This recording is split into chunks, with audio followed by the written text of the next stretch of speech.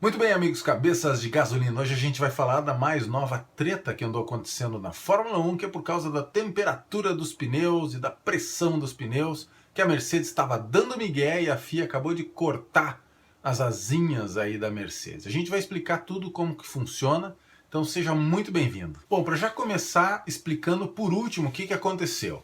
A Mercedes ela estava conseguindo burlar o método que a FIA usava para medir a pressão dos pneus antes da corrida. Porque existe uma temperatura máxima que o pneu pode estar e assim por diante.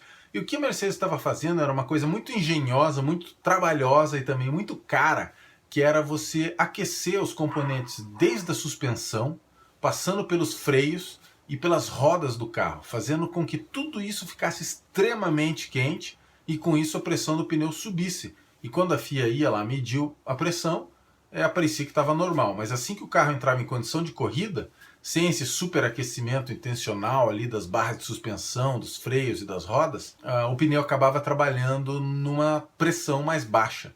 Então, com isso, a Mercedes estava levando uma certa vantagem nessa área de pneus. E você sabe que o pneu é o que coloca o carro em contato com o chão. Não adianta você ter um super carro se o pneu não está funcionando. Então, como a Mercedes estava conseguindo dar esse migué aí nas regras da FIA, eles estavam conseguindo ter uma vantagem nisso. Então a gente vai explicar pouco a pouco o que estava acontecendo que levou a Mercedes a fazer isso. O que acontece é o seguinte: primeira coisa, existe uma pressão mínima para os pneus já desde o ano passado que foi instituída. Por que isso acontece? Quanto mais vazio o pneu, ele agarra mais no asfalto, ele acaba conseguindo se moldar às imperfeições do piso, então com isso ele dá mais aderência. Quando o pneu está cheio demais, ele acaba ficando pulando mais, não ficando agarrado tanto no piso, e o que acontece também é que ele começa a deslizar.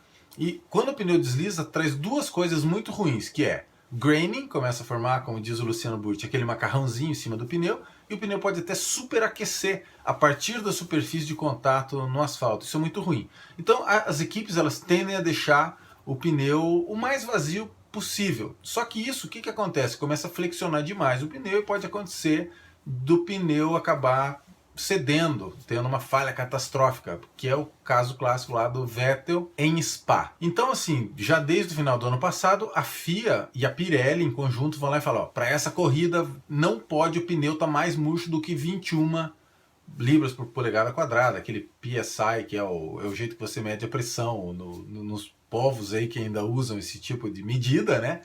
Então, PSI, PSI significa libras por polegada quadrada, pounds per square inch. Só que assim, isso depende da temperatura. Se o pneu estiver quente demais, ele vai parecer que vai aumentar a pressão dentro desse pneu. Então a FIA, ela vai lá antes da corrida, minutos antes da corrida, e mede a pressão para ver se está, vamos supor lá, acima de 21 libras. Só que o pneu não pode estar mais quente do que X graus, porque as equipes têm aqueles cobertores que geralmente eles vêm com duas regulagens, 80 graus ou 110 graus.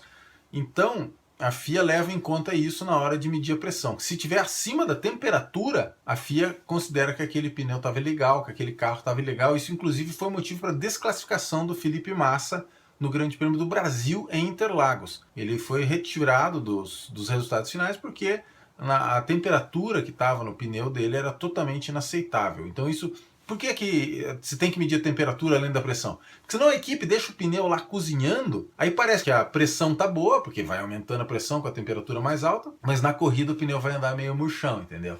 Então para as equipes não darem esse migué, a FIA estipulou, ó, tem que estar acima de 21 libras a pressão e numa temperatura abaixo de X, vamos dizer. E o que a Mercedes inventou? Essa coisa extremamente engenhosa, extremamente assim cara, né? E que as outras equipes, inclusive no artigo que descobriu isso lá da revista alemã Automotor und Sport, eles falam que a Ferrari ainda está na idade média no que se refere a essa tecnologia aí, que agora já foi proibida mesmo, então sorte para a Ferrari. O que a Mercedes fazia? Eles deixavam o pneu já aquecido na manta, mas deixava o carro pelado no grid, sem os pneus. E eles tinham umas máquinas, parecia um secador de cabelo, muito engenhoso lá e tal, que fica circulando ar extremamente quente nos ductos de freio. Então ele vai esquentando aquele cubo da roda, esquentando todo o sistema de freio, até os braços da suspensão. E o que acontece? Você acaba aquecendo todo esse conjunto e quando você pluga a roda ali, esse calor faz com que a pressão suba. Só que a FIA,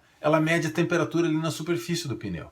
Então, olha só que coisa engenhosa. Você deixa a temperatura fora do padrão, tudo muito aquecido, a pressão sobe, a FIA vai lá, beleza, esse pneu está legal. Só que o carro está inteiro lá fritando. Em condição de corrida, o carro trabalha com a suspensão e os freios muito mais frios do que isso. Então, com isso, o pneu vai poder trabalhar um pouquinho abaixo daquela pressão mínima da FIA, e com isso a Mercedes estava levando vantagem.